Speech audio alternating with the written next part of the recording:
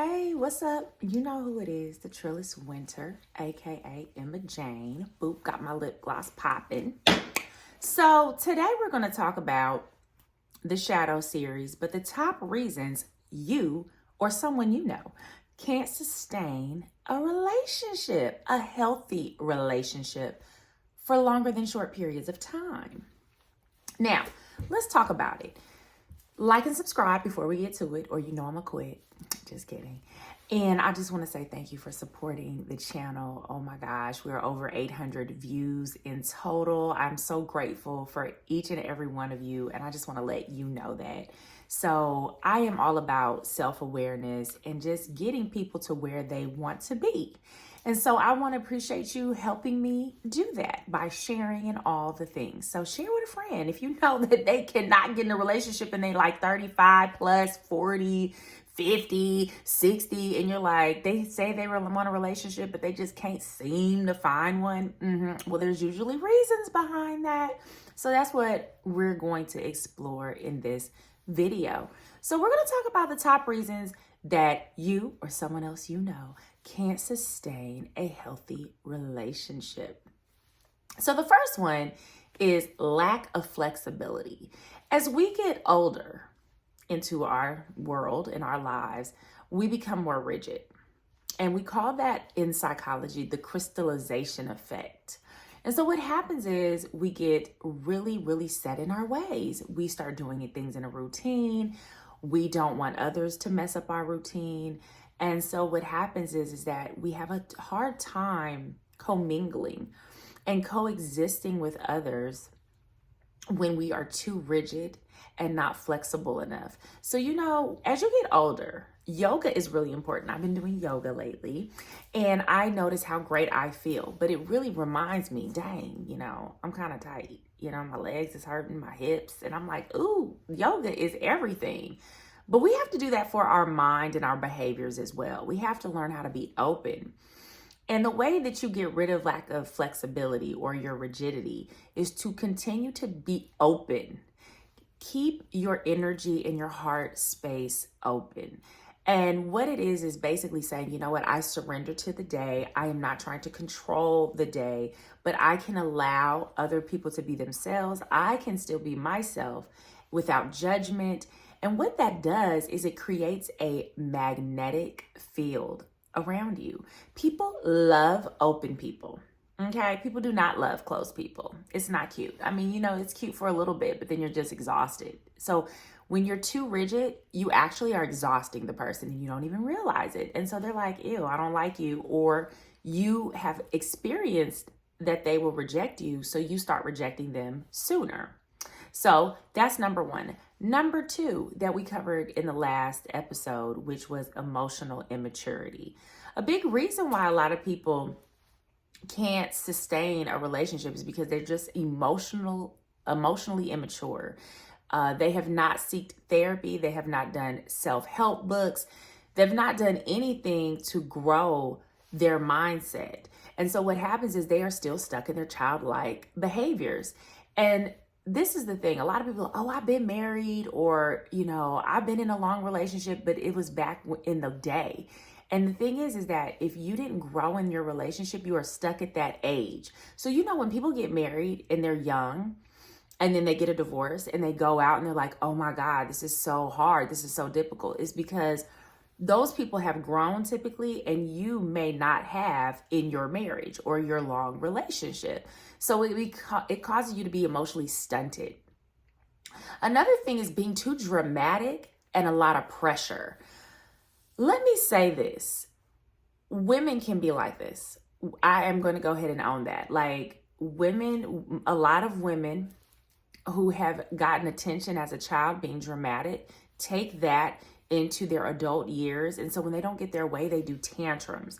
Well, this is cute for like 5 minutes, but any high value or high quality man is not going to want to deal with a woman who is dramatic or feels like pressure.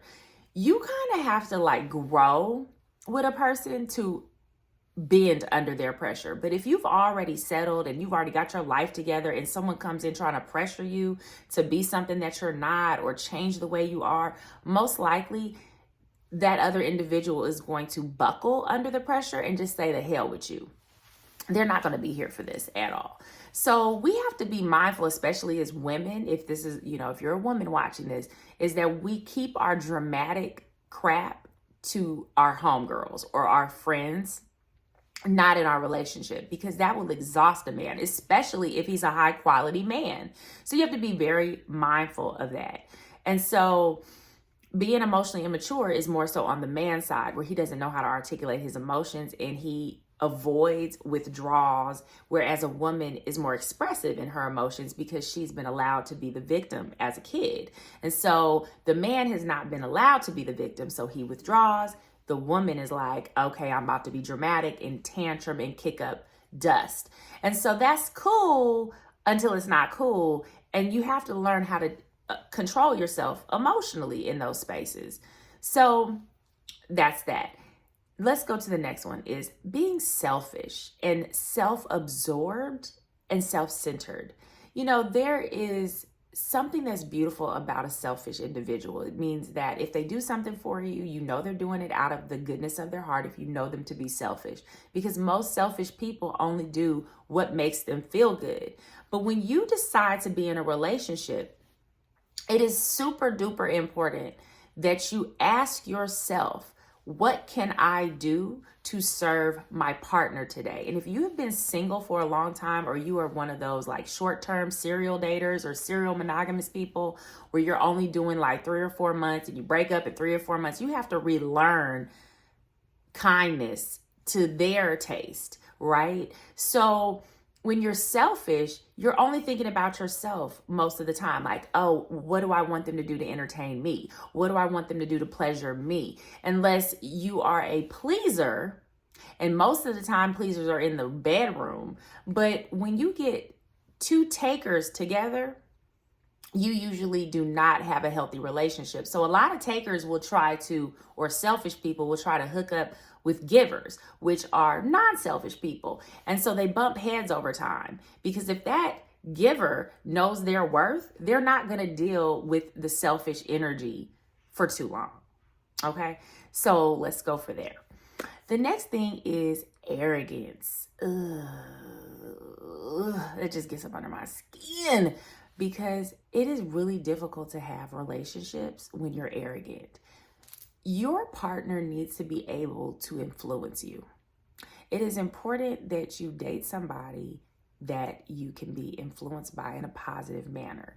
But if you are high on the arrogant spectrum, you don't think that anyone can influence you or give you wisdom or change your perspective. And so what happens is that person becomes more of like a puppy dog to you instead of a partner. Okay?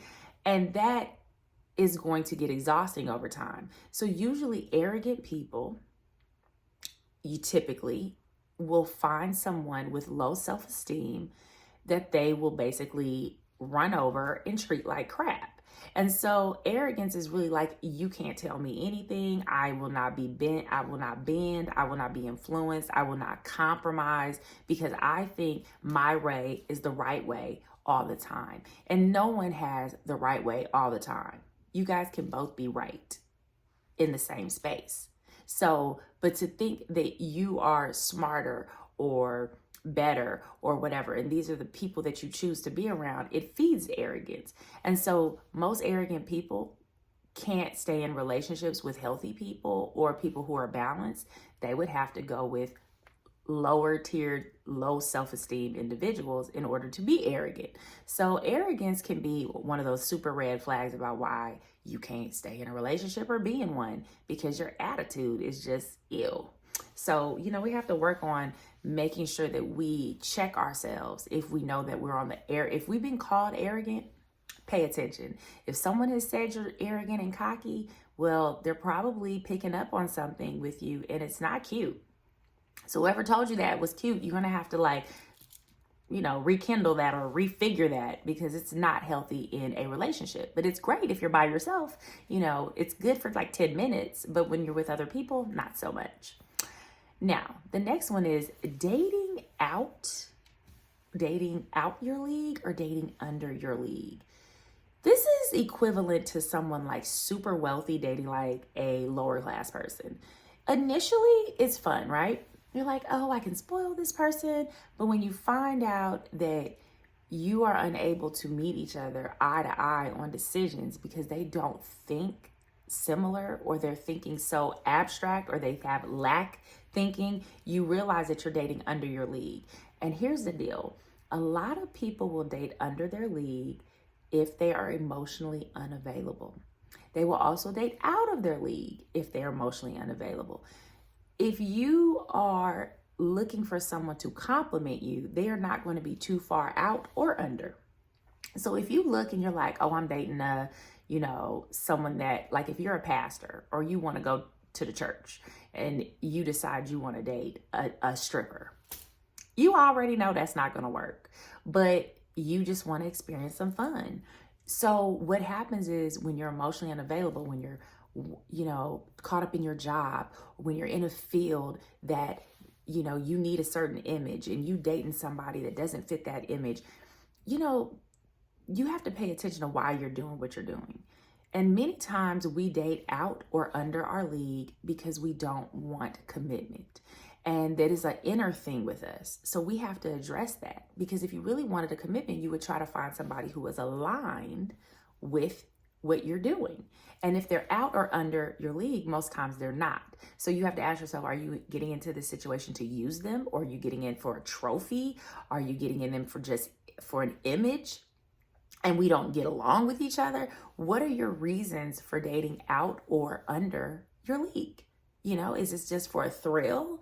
So many times these relationships are unsustainable because they're not equally yoked or equally balanced. Boop. Okay, and so another one is fear of intimacy or getting hurt. Look, guys, let me just keep it real. Love is a risk, and just as much as it's a risk, you getting in the car and driving to work and getting killed is a risk too. So a lot of people are not willing to be in long-term relationships that they don't feel in control of because they don't want their heart broken.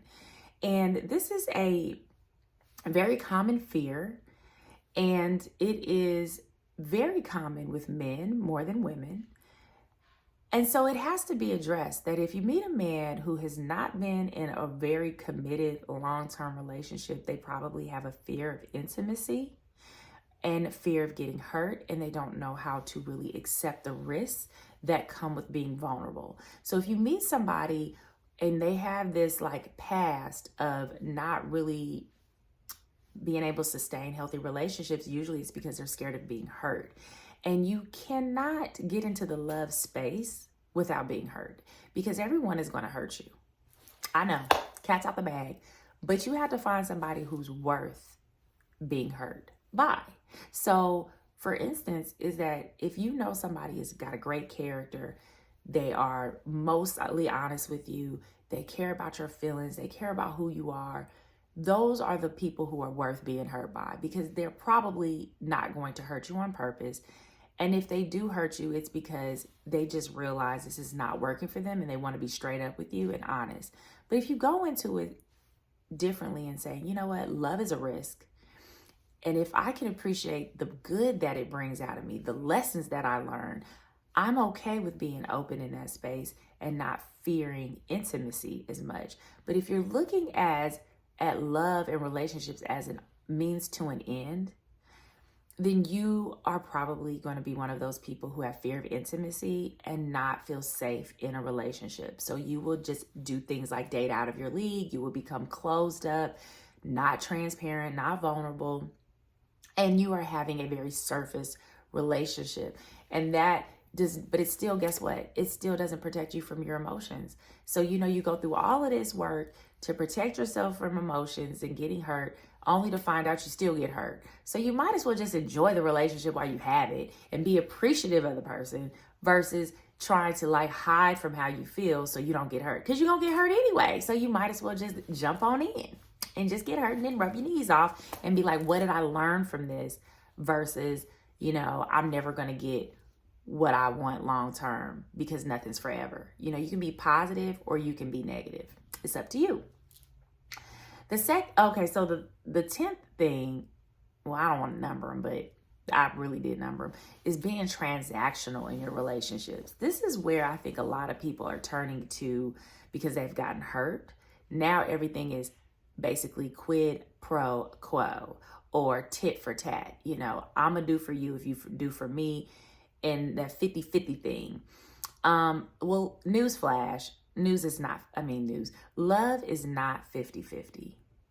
It's not. Some days you're going to be 110% and your partner's going to be 30.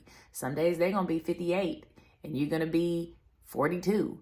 But it's really about balance. And it's about both of you guys showing up and always starting off the day with, how can I serve you today?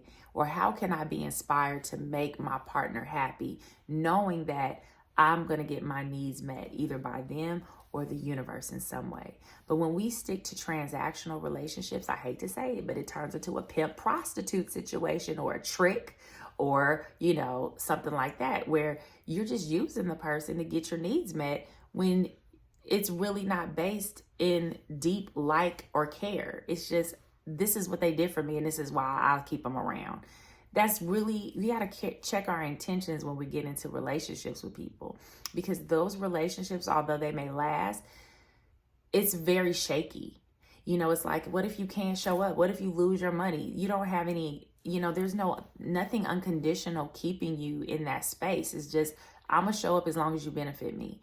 It's really narcissistic and it doesn't last long. And you know, the other person feels it. But if that's the agreement that you have, like it's more like a friends with benefits, then you know what works for you works for you. You know, there's no judgment here.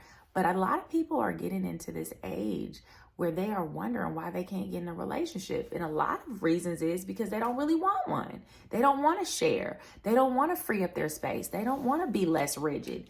They want to be dramatic. They want to act out. They want to be controlling. They want to be selfish, inconsiderate. So, you know, we have all these things where we say we want it, but it's more the idea of the relationship versus the work that goes into it. I hear a lot of people say what they want. Oh, I want them to do this for me. I want them to do that for me. But next thing you know, it's like, no. It's like, what are you bringing to the relationship? What kind of kindness and being considerate and being, you know, giving, generous, thoughtful are you bringing to the relationship? And that's why you have to be careful when you get online. People who get online have been known to have darker personality traits when they're trying to date online than people who meet out face to face. And that is because when you go online, you are actually looking at people like they're objects. So you go, oh, they're cute. Just the same way you would look at a dog or a piece of clothing. Oh, they're cute. That would look good on me. Well, that is a recipe for basically transactional relationships where you are only looking at that person to serve your own benefit. You are not looking at that person like, you know what, I could really give to that person. I could really see myself loving this person. No, you're just looking at how they are going to fulfill your immediate needs of loneliness and lack of love in your life. So be careful about those transactional relationships. And so the last thing is being inconsiderate. You know, I think that when you are a person of good character and you are genuinely a kind, giving person, you have more, you're more likely to be in a healthy relationship with another giver that has the same kind of character. But when you're inconsiderate and, you know, you go into the refrigerator, get a water and you don't offer your partner a water, or you're pouring yourself a cup of coffee and you're not pouring them coffee or asking, do they need anything? Or when you go into the store, you know, let's say you're in the car and, you know, you park and you got to run into the store and you don't ask your partner, do they want anything? Those little things are called connectors, and those connectors build your relationship. And if you're inconsiderate, you're going to miss those cues. Also, lack of self-awareness. This is really what this whole, you know, me doing these videos is all about. It's about helping people become more self-aware of their behaviors and how they are, you know, fostering good relationships or basically ruining them. And when a person is not self-aware, they can't read the room. They're not able to read the discontent on their partner's face. They're not able to read the unhappiness level in their relationships. they're not open to feedback. Like, what could I do to have, give you a better relationship? Good relationships take a lot of self-awareness. Remember, your partner is a mirror of you. And if you're not willing to look at yourself in the mirror to see all your faults, you're probably not going to be in a relationship. So guess what you do? You hide from that. You have a little bit of connection, then you pull yourself out. Little connection, pull yourself out, because you're not ready to look at the mirror and see your faults. And that's what relationships do. Love is a mirror. And if you're not ready for that, then you're just not ready for a relationship, and you need to own it. So I hope that you learned something today in the Shadow series. Thank you for tuning in. Make sure you like and subscribe. If you have a question or you want some advice, please DM me on Instagram. Follow me at the Trillis Winter.